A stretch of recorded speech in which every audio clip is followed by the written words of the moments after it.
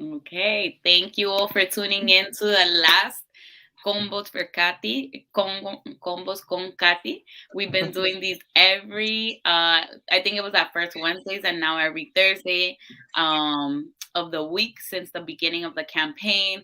So I want to thank you all so much who have been tuning in since the beginning of our campaign. We've been able to use this platform to shed light on different citywide, national, statewide, and international news and topics that affect working class people.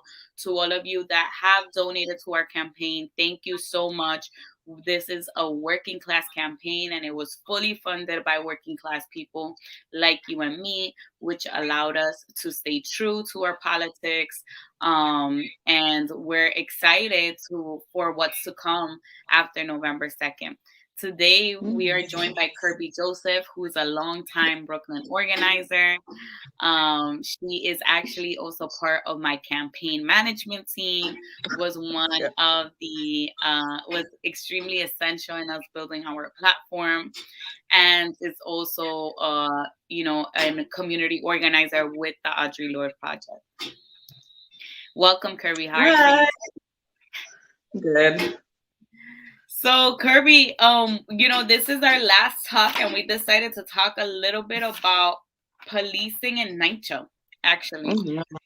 So we know, we've been talking a lot and pushing a lot this idea of alternatives to policing, of violence intervention programs, really exposing people to the facts of policing, to how inefficient policing is, and to how efficient community-based programs are, right? Like violence intervention programs, like elite learners, like Grow Up and Grow Out. And we've also been shedding light on how possible it is, because people say, it's so unrealistic for us to provide everybody with access to housing. It's so unrealistic for us to fully fund NYCHA. And what we've been saying is, well, we could make New York City a rent control city. We could seize vacant apartments and vacant lots and turn them into permanent housing for the homeless.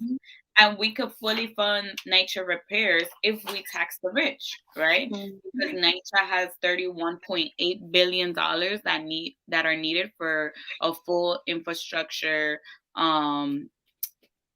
development, like to redevelop the infrastructure of NYCHA. And we know that there's 99 billionaires in New York City with a collective wealth of 500. Yeah, it's a billionaire city. And if we just taxed even just 10%, we would have 56 billion, enough to fund that. But we also know that there's a lot of, entire luxury buildings that are being built that could easily become new public housing if we were allowed to expand public housing in New York City, right? And therefore we would be creating public housing, quality public housing, right? Where people aren't living in mold infested, rodent infested, roach infested apartments with elevators that don't work, with buildings that aren't being cleaned as often as they should be, etc. And as we were going through this campaign, we see how, well, one of the things that happened that was very interesting was the robot dog that was patrolling NYCHA. They actually want to give the robot dog loaded guns. Imagínate. And we already know that all of these facial recognition programs and all of this facial recognition technology is as biased as the people that create it. I mean, anybody could research biases in facial recognition and how it's more likely to target Black people, right? And this is a fact that it's something that happens. So I can only imagine. And there's no discretion with technology. There's no discretion with if there's no discretion with human beings, right? Who are the police officers that are human beings, and they don't use their discretion because for a variety of reasons, many of them systematic and many of them their own racism, right? How can we expect a machine to have any type of discretion or any type of connection to humanity, to wanting to save humanity. I mean, it's just completely and totally ridiculous. But talk to us a little bit about how NYCHA police are funded. How do they operate in NYCHA, and what would happen if they were removed? So I want to talk about a case that is very near and dear to my heart. It's one of the first police brutality cases I ever started working on. It's a family that we work closely with. She was one of our first endorsers, Hortensia Peterson. So her nephew was Akai Gurley. So on November 20th, 2014, Akai Gurley was going down the staircase with his friend. Police officer was doing an illegal vertical patrol. Vertical patrols are when police officers patrol buildings with their guns drawn. Police officers should not be doing that, but clearly this was happening at NYCHA Pink Houses on more than one occasion. He was going down the stairs. NYCHA, as we know, is underfunded. New NYCHA buildings are not allowed to be built in New York City. So they're constantly being destroyed or on the verge of being destroyed. There's plenty of campaigns that are in Manhattan, that are in Chelsea, Fulton houses, for example, where people are literally fighting to just keep their building from being destroyed, to build another high-rise condominium in that area. And the staircase had no lighting. The elevator didn't work. In most NYCHA buildings, that's one of the main repair issues. Elevators don't work, lighting is poor, is never cleaned, etc. The list goes on. And all those complaints get ignored. Akai was going down the stairs. NYPD officer Peter Liang was going up the stairs with his gun drawn, and he shot Akai multiple times while he was going down the stairs.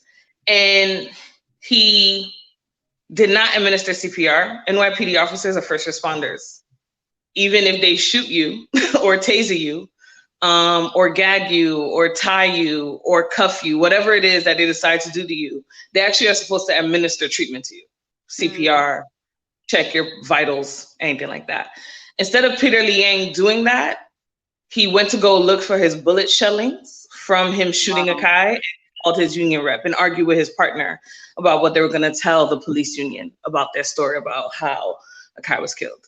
And so that's an example of, one, the conditions of NYCHA, and two, how police officers are trained, whether it be in a NYCHA building or in our communities. When we went to go do outreach in the area in Pink Houses after Akai was killed, we found out from the neighbors when we knocked on doors that police vertical patrol NYCHA all the time. It's not the thing. There were so many people who were telling us, yeah, police killed my family member this many years ago. Police always have their gun drawns in our hallways. They always have their gun drawns in our stairwell. They're always harassing us. And the reason why that is possible is because police officers are trained to behave that way. They're not trained to get past their biases. They're not trained to be better people. They're trained to uplift like systematic racism, to look at people in the community as perps. That's how they're looked at. And with the case of Akai Gurley, it was a failure of NYCHA and housing in New York City for not making sure that there were proper repairs in that building. What would have happened if he could have took the elevator? What could have happened if there was lighting so he can see that there was a cop with a gun drawn in the stairwell, right? But then also is a failing of police, who always fail us in the first place anyway, that they're trained to be in that way. And when that case went to trial, because of a strong movement that comrades in the PSL and Answer Coalition, other groups helped the family build, all the police officers who even trained Peter Liang said that he was wrong for not administering CPR, for not checking in on Akai, for not checking on his vitals, for not treating him as a human being. But that's how all officers treat people in our community. And within NYCHA in itself, there's always a criminalization of people who live there, right? one of the things that we realized a few years ago, there were little laws that were set up or regulations that were set up on folks who lived in NYCHA, right? If you smoke too much, you can lose your housing. If you litter, you can lose your housing. All these little things to make it possible for people to not be able to live in the place that they always lived that they could afford. Right. Or income. One of the platform points that we talk about is about workers' rights and what that means for people to have a livable wage, right? But in NYCHA, we see all the time that if you move a family member in, you can lose your housing. If you make a few dollars, right, more than what your income is, you can lose your housing. So while the NYPD is getting billions of dollars to harass our communities, people who are in need of better housing, better living conditions in their buildings can't get it and are constantly facing eviction. And, I think that really is just an effort to make it impossible to live in NYCHA so that they could make people want to leave and they could privatize it, right? We know of multiple privatization plans, whether it's Blueprint, I'm forgetting on the other names, but there's multiple plans in New York City to privatize, and there's actually one development that was privatized in Queens, actually, and it has had the highest amount of evictions last year, right? So it's had the highest amount of evictions that people have faced in NYCHA. So we know that the reason why they want to make it impossible is because they have they've been attacked. It's Eastchester Gardens. Oh no, sorry. I forgot that. But we know that their main goal is to really try to displace people, but also no other type of housing is being policed in this manner. And I want people to really think, imagine, and so many people smoke weed. Everybody, I'm gonna say everybody of age smoke weed, or not of age. I'm a high school teacher, or not of age, smoke weed before it was legal, right? Imagine you trying to smoke in your house, being an adult, smoking weed, something that's legal, that has been through research time and time again shown not to be as detrimental, not to be very detrimental or as detrimental as alcohol or many of these prescription drugs that are given by doctors. And imagine you're just trying to smoke, a blunt in your house. And then as you're smoking it, this gives the police the precedent to knock down your door, right? And then when's that gonna get repaired, right? And if there's anything else in the house, right? And people, everybody needs to know that everybody does illegal things. Nobody could tell me that they've never. Nobody could tell me they've never done illegal things. But illegal things is something so small, like spitting on the floor. You know what I mean? And then they begin to target these families, right? And once and that's what we saw, right? That's why most of the people that were arrested for marijuana were Black and brown. But I mean, on all levels, disproportionately, all crimes in New York City are disproportionately Black and brown. But allowing for police to patrol NYCHA just gives them a better way of being able to arrest working class and poor Black and brown people, And but also because they always looked at them as criminals in the first place. And I think that you would be patrolled like one, right? And and that comes because of many reasons. One, going all the way back to the fact that the first police precinct was a slave patrol, and that after that, the point and the existence of policing in this country was created in order to recreate slavery, right? Because slavery became illegal after the 13th Amendment, and then they were like, okay, you know what? Well, we need to have people become criminals because there was an exception, which said that if people were if somebody was a criminal, they could be enslaved. So then we see then the rise again of Black and brown people being funneled into prisons in order for them to be enslaved. And it's the same thing now.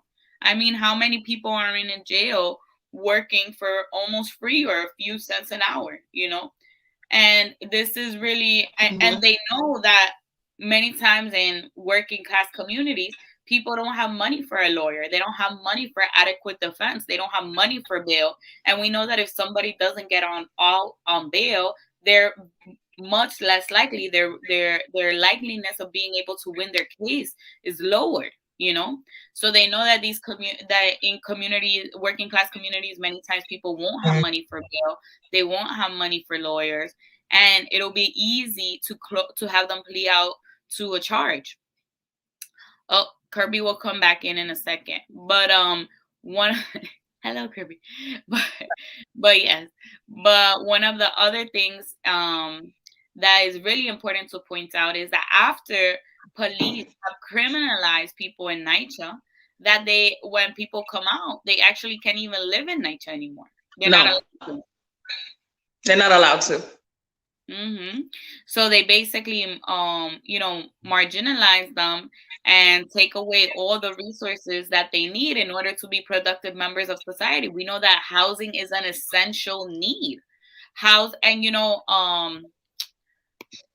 There's a theory, I think it's called Bloom's taxonomy in education, and it talks about the levels of human need. No, it's not Bloom's. It's another one, but it's not Bloom's. But for teachers, they know which one it is. But there's a teachers drop the comments and let us know. Because I'm blanking out on it. But it's talking about the basic needs that people have in order for them to be able to self-actualize. And we know that when kids when they don't have their housing met, their food needs met, their feelings of security met, then they won't be able to really self-actualize and be able to thrive in our society, because they need those basic needs to be met in order for all of the other things to develop. Yeah, and it also makes room, going back a little bit to what you were saying, it's not even just the first precinct, the police as we know it now, police officers, modern policing comes from the South. But not only just after slavery, but during slavery, when the Fugitive Slave Act came into play. So when slaves who were freed were considered fugitives and were allowed to be dragged back to their masters, it was the system that we know it now came from slave catchers.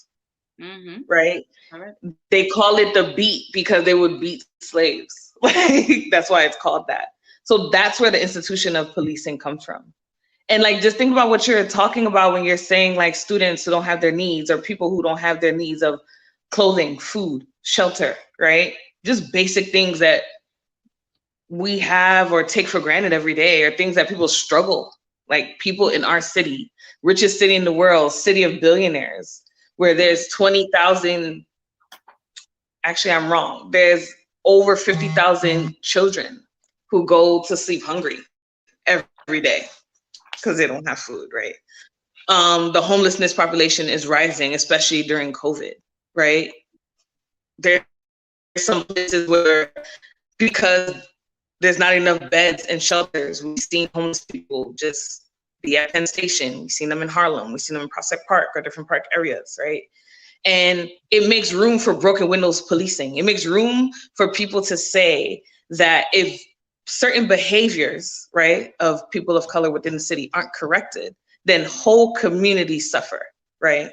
That those things have to be checked now.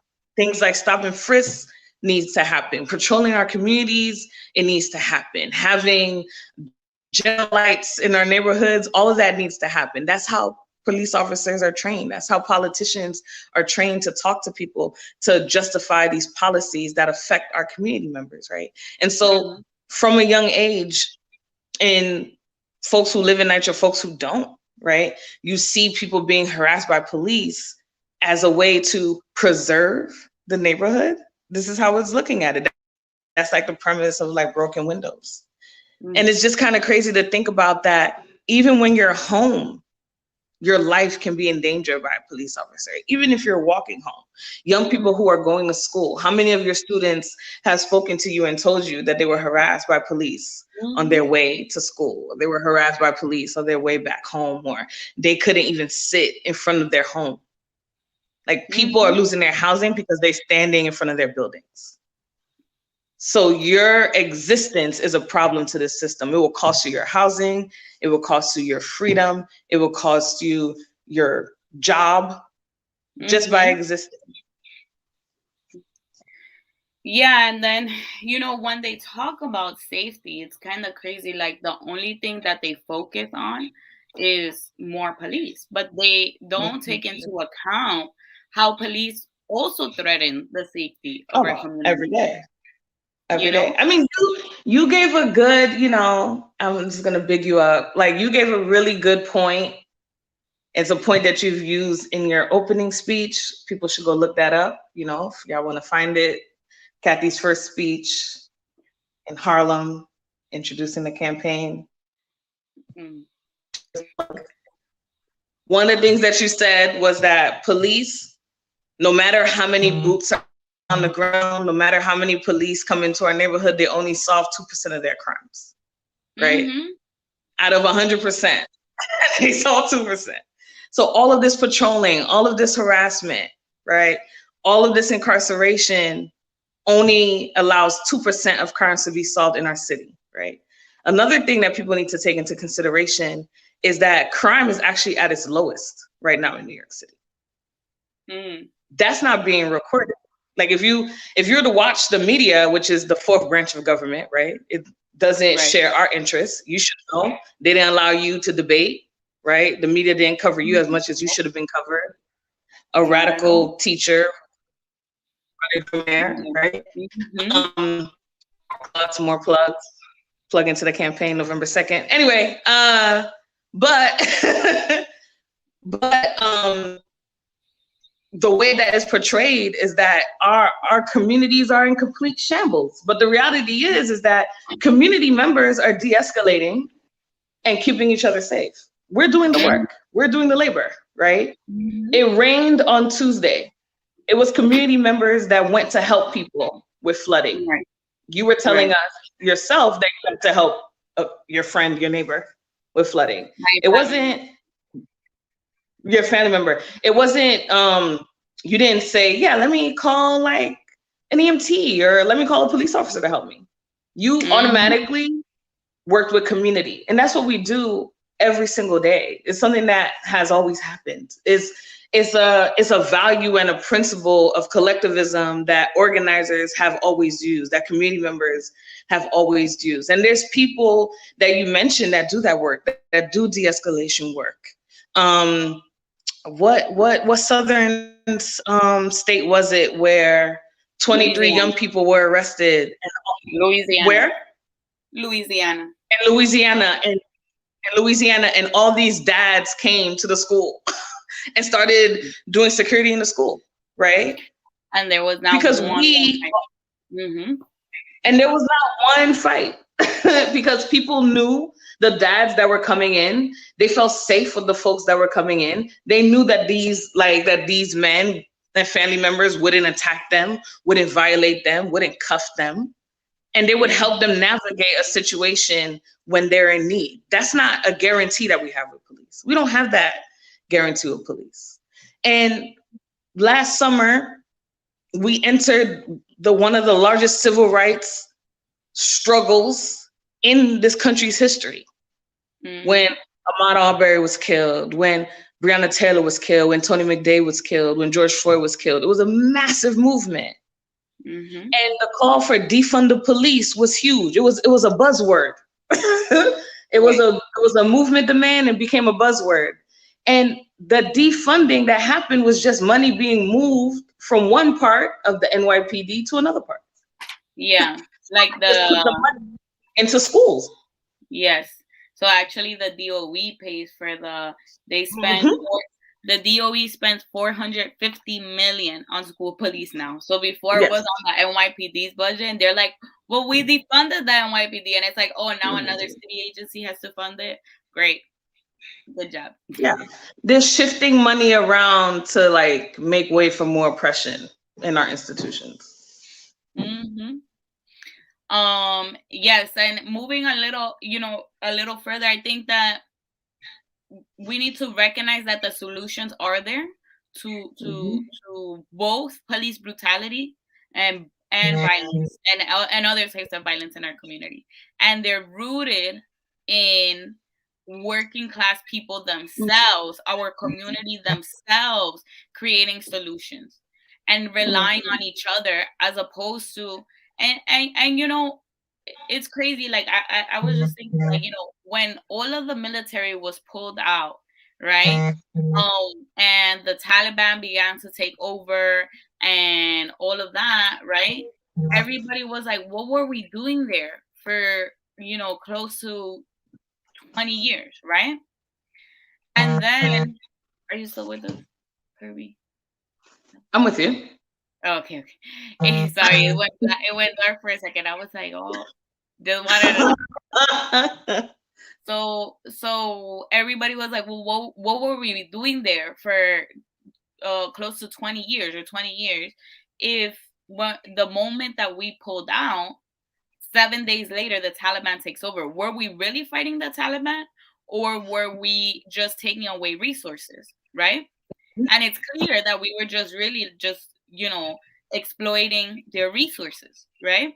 Because if we were fighting the Taliban for 20 years and we have the strongest army in the world, there's no way that they could have taken over in 7 days. And then when we look at the NYPD, they say that they're fighting crime and they have $11 billion to fight crime, but they only solve 2% of major crime. So are they fighting crime, or are they fighting our communities? Because then we see hundreds and thousands of people incarcerated, of Black and brown people incarcerated at levels greater than we've seen in other times of history, like right before the Civil War and all of these things, So are they really fighting crime, or are they just fighting our communities? And it seems that as a system, they're fighting our communities. The institution of policing, it has nothing to do with solving crime, but it has to do with fighting our community. And at the end of the day, we have to find other solutions that are rooted in our community, right? That are rooted in community solutions, because we've created them already. We have conflict resolution. We have people that are always breaking up fights, whether it's teachers, whether it's someone in the Your community, neighbor, your elder, the lady on the porch. Yeah. exactly. They're always right. And they don't break them up with no guns, with no tasers. You know what I mean? So it's like, these are the people that we need to empower, and these are the people where our funds should be going to, in order to really create community-based solutions. And it's something that we have to continue to fight for after November 2nd as well. So just turning the page a little bit into November 2nd. November 2nd is election day for all of you, for everybody that has been voting early and that has voted for me. We appreciate you so much. We hope you continue to go out November 2nd. We want to show a really strong force. When they tell us they've tried to censor us, right? Like literally, we reached out, our media, our press manager reached out to all of these mainstream news outlets. She was working. Yes, she was. I even had contact with mainstream news outlets that used to hit me up to do interviews before I was running. And then I told them, and they had my number and everything, because sometimes they just needed like my analysis on certain things. So I texted them and I would be like, I'm running for mayor now. I would love if you interviewed me. They were like, yeah, cool. Never, So silence. they're like, oh, We want to hear your perspective, but we don't actually want to see you take away power from the rich that own our media. Like what? No, Uh, no.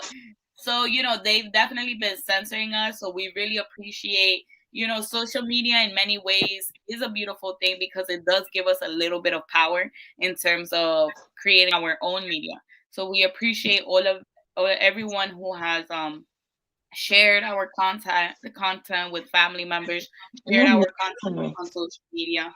And we just want to say that no matter what happens on November 2nd, this was really about creating a movement, right?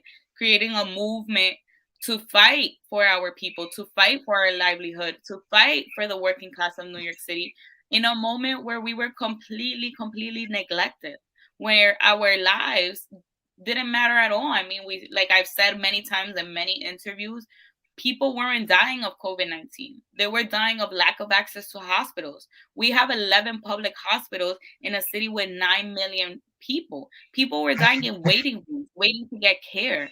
We don't have enough health and hospitals. These are hospitals that, provide service to people regardless of documentation status.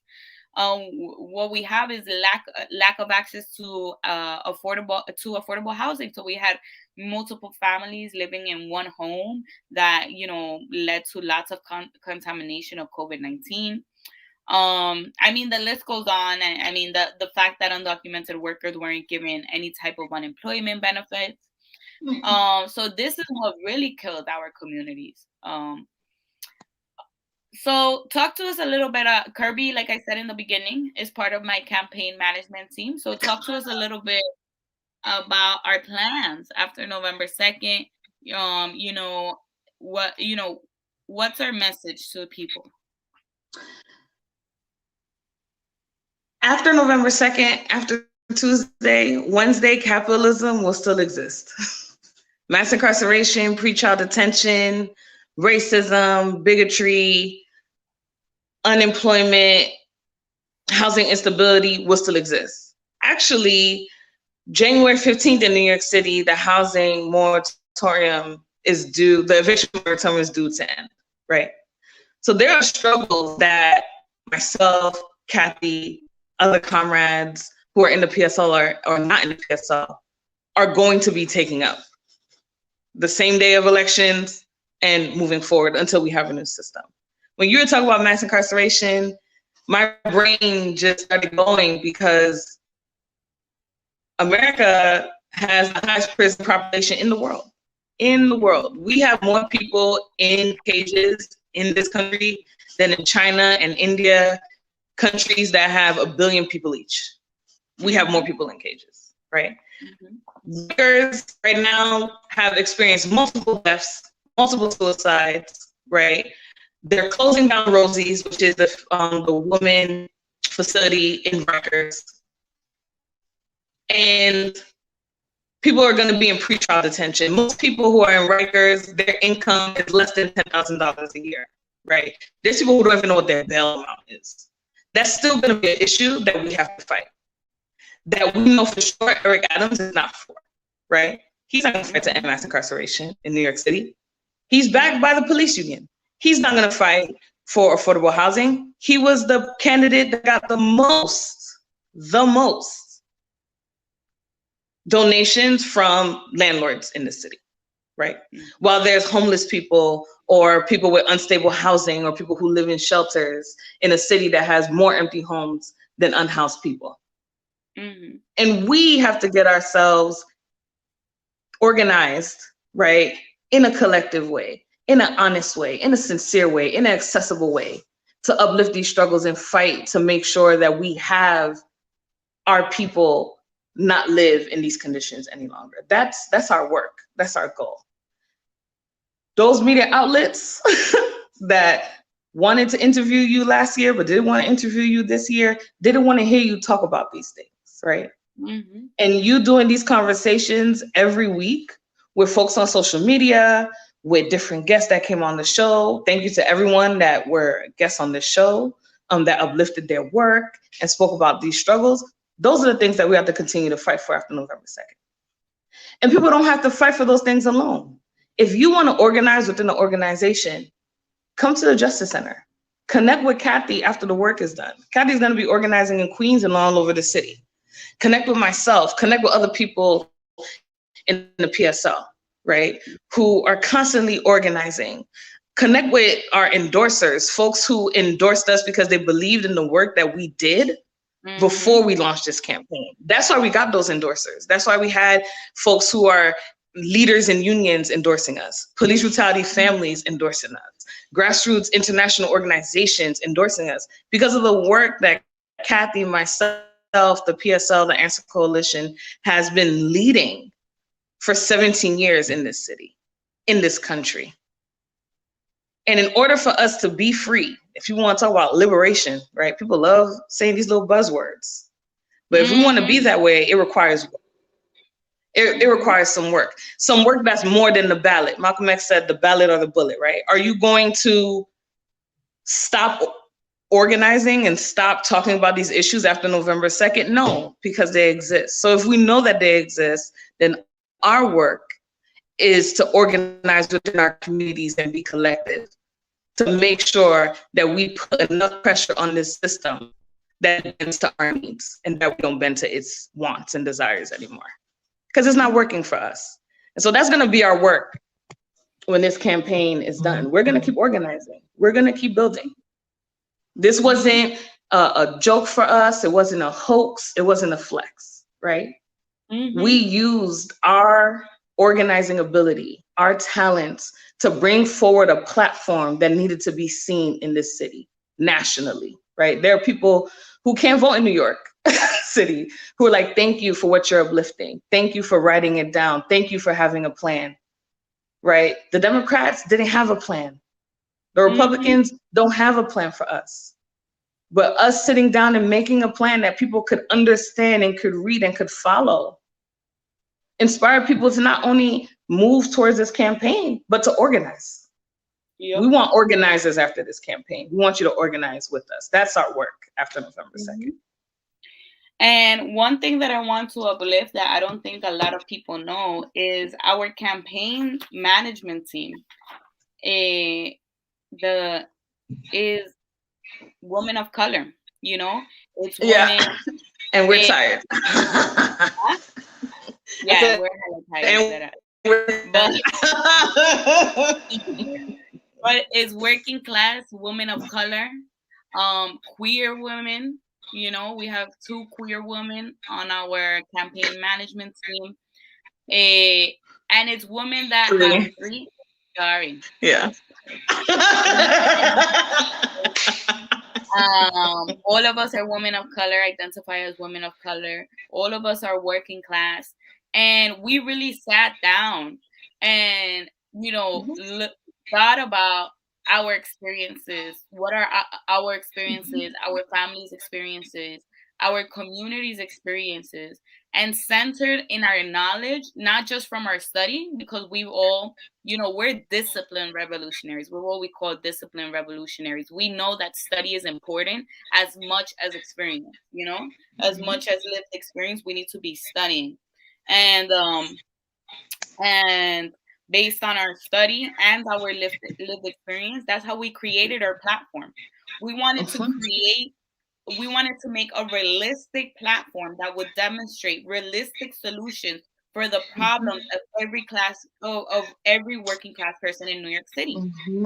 And who better to know that than people that have lived that themselves, that have been, and we've been like drenched in the organizing and fighting for our people. Most of us in the campaign management team for 10 years plus, right? Yeah, but you know, I'm not gonna say who. We'll talk about our ages out here. But we've been drenched in this work for 10 years plus.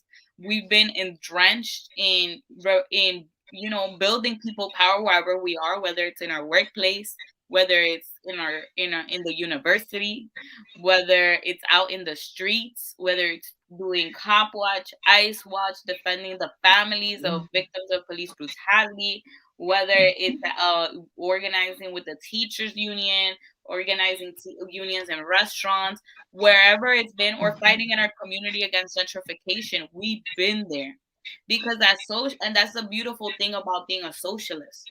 That and oh, and I got quoted. We took that out of a quote, but socialism in essence is just putting the needs of humanity before profit. And Mm-hmm. so we don't have to like focus on just gentrification.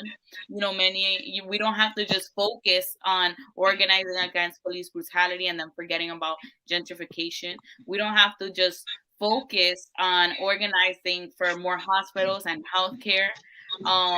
We don't have to just focus about organizing against imperialism. We do it all because wherever our community is struggling, wherever we see working class people being oppressed and exploited, that's where we want to shed our light on. And that's what that was our goal. That was one of our goals with this campaign, and to create Mm-hmm. real, tangible, realistic solutions to the problems that we face, that our families have faced, and our community has faced. And for all of Mm-hmm. you that read our platform, that have listened, that have felt inspired by what we're doing, and trust me, it was a labor of blood, sweat, and tears. Because, like I said, we're all working class people. None of us, were able. Most people, when they're campaigning, they're able to take off work. None of us were able to stop working. Um, you know, Yeah, we didn't get $5 million from the Hamptons right? to organize Exactly. this campaign. We, yeah, I think our total. What? Let's We not don't got to talk about Yeah, that. but we're proud of that because we know that it Hmm. was working class people giving the little bit that they could, Yeah. and we did so much, and we were out in the streets, we were going to protest, meeting with city workers, with taxi workers, and it Oh, was yeah. a labor of love. It was a labor of love. Um, because at the end of the day, and I got quoted on that too, but we're exhausted, but our love for humanity, our love for our people, um, you know, is much greater than our exhaustion. Oh, And yeah.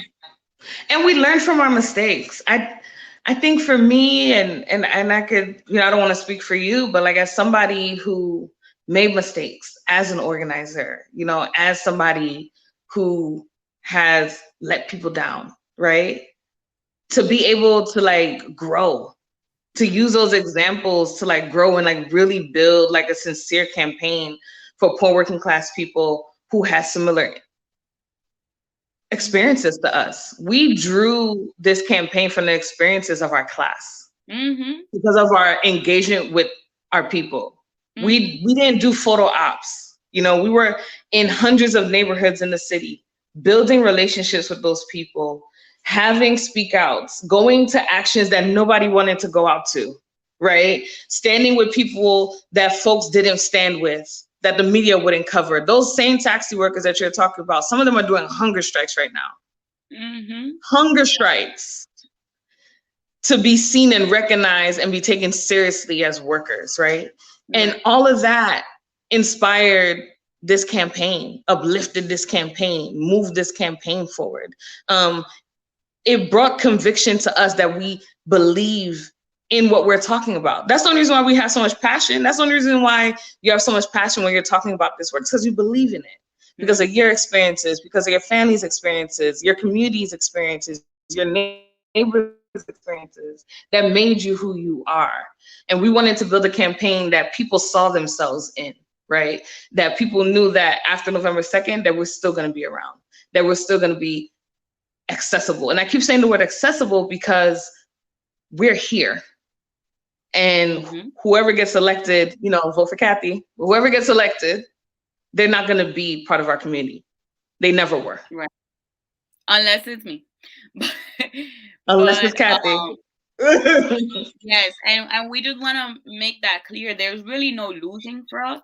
But if we win in terms of No. the win, in terms of like the way that winning is defined for this campaign, if we win the mayoral position, we still need all hands on deck because we Oh, know yeah. that the powers that be are gonna come at us heavy. they're going to be attacking us. They're going to be creating lies. They'll probably call for a recount of votes, like how they did to Tiffany Caban and Yeah. many others, because democracy. But Mm. but it's true. We really have to shed light on whether we truly live in a democracy. I wasn't even allowed to debate. But so even if, let's say, we win, right?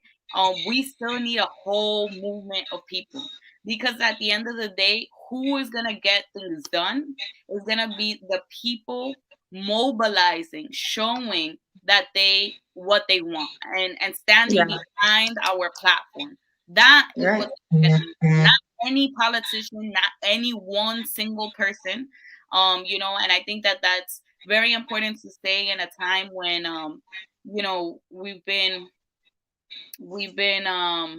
we're like in a time of like kind of the activist influencer, where like Mm-hmm. people become activists and it's all about that person, and like their whole like it's about me creating a movement and me being the leader of this movement and me uniting communities and me. Mm-hmm.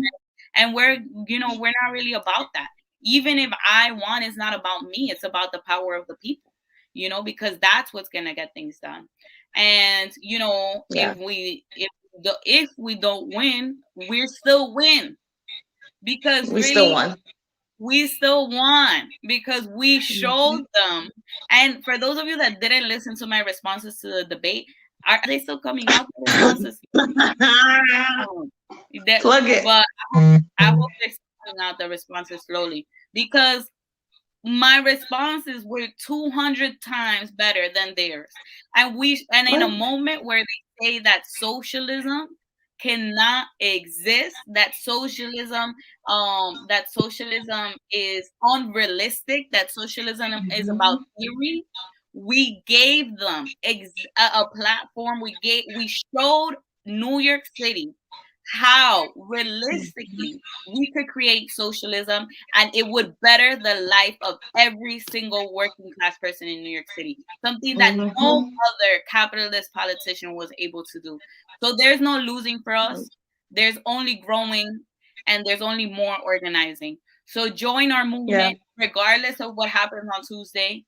Join our movement, join the party, get organized, and unite, because there's 99 billionaires, but there's close to 9 million New Yorkers.